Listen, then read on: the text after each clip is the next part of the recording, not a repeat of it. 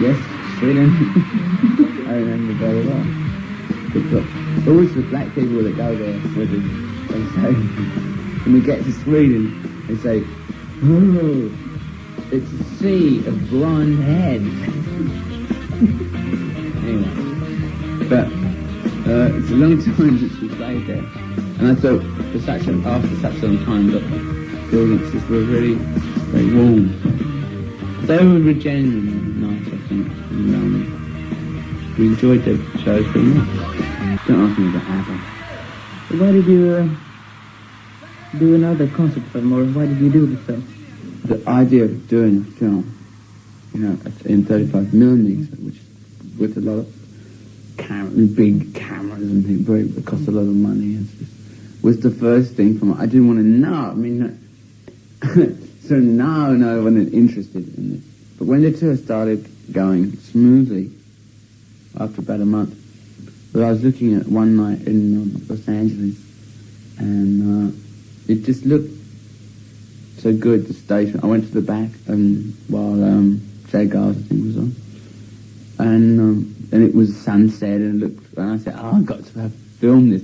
And I was in Los Angeles, so I was called around, and a lot of people that came to the concert were film people, either actors or directors or producers or whatever they were. So then I thought, well, we should do a film, even if it's just the concert. I wanted to do more, but as it turned out, it was just the concert film. Have you any especially audience in mind for the people who went to the concert? Do you want them to go and see the film and, people get nostalgia after 3 months?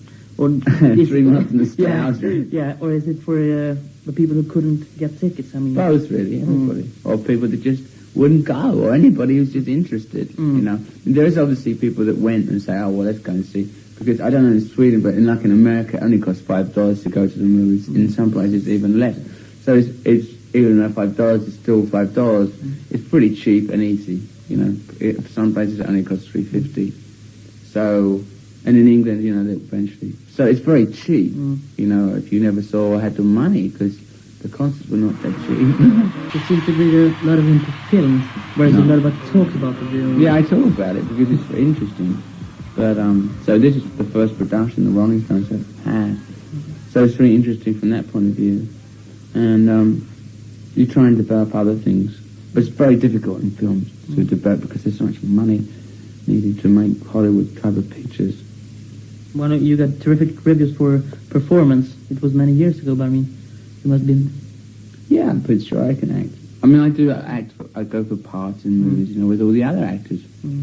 I was got for a part in a movie against every actor, was wanting a part. Albert Finney, Peter O'Toole, me, Jack Nicholson. We all had to go and test.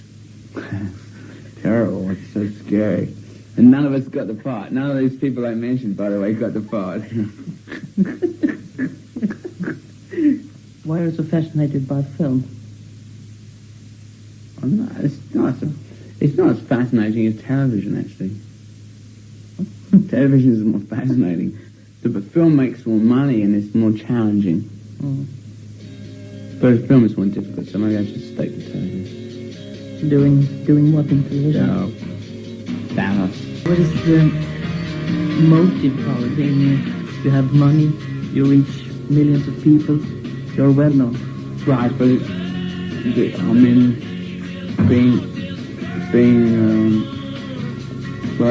where do you go from there? It's really hard. What do you do from there?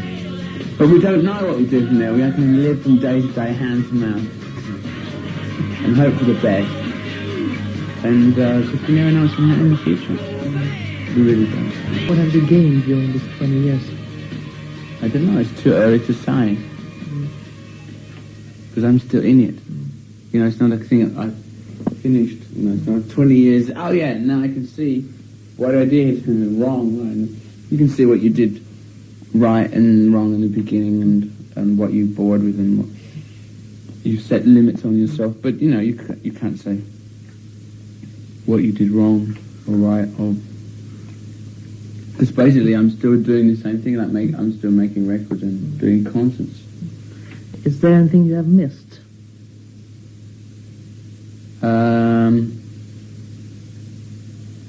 No, not really. I mean, if you don't know what it is, then you can't miss it. Are you, as many of other rock musicians, are you into astrology? No, I'm not interested or believe in astrology. I love archaeology, and I love ancient history. So what? The fact I'm a rock and roll singer doesn't stop me from taking an amateur's interest in these things. When are you going to write your biography? I already started. You have? Writing it by yourself, or? Yeah, by myself. Quite age for a rock star, 39.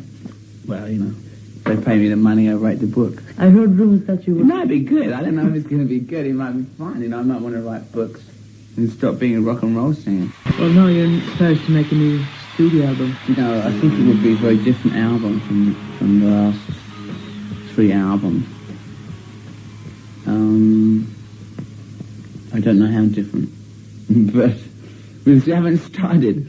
We start tomorrow, the day after tomorrow, so I don't know, but it won't be the same. But that was just fast, because it's nice to when you put a record, when I come home and put a record on, you don't want to have them too mixed up sometimes.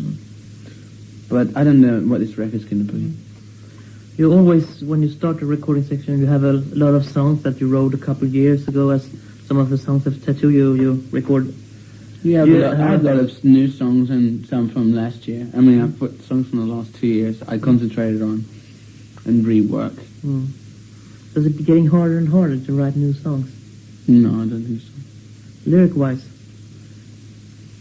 Well, no, I think more public can accept more kind of different kinds of songs now than they used to be able to. So, you get, people much more liberty to write what you want, but still have to write hits. If you don't write hits, nobody goes. Nobody buys a record. It's one of those facts of rock and roll. Rock and roll is a very commercial medium. This is not some esoteric thing that no one hears about. Even for the Rolling Stones? Even for the Rolling Stones. I know that you said a lot of times that you're not much to analyze in that intellectual way, your music and your lyrics, but still something strange happened to the whole pop scene during your tour. Well, I don't know what it is. But,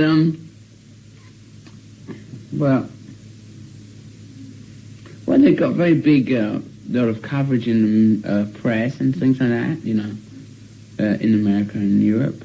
Very, very big. So it became like a football final, cup final everywhere. Everywhere we went, it was like being the football team, It was very much like being a football team. I never wanted to be in a football team. But anyway, that's how it felt, It felt like the football team that suddenly won the cup, and after 20 years of trying. What dreams do you have today, 20 years after?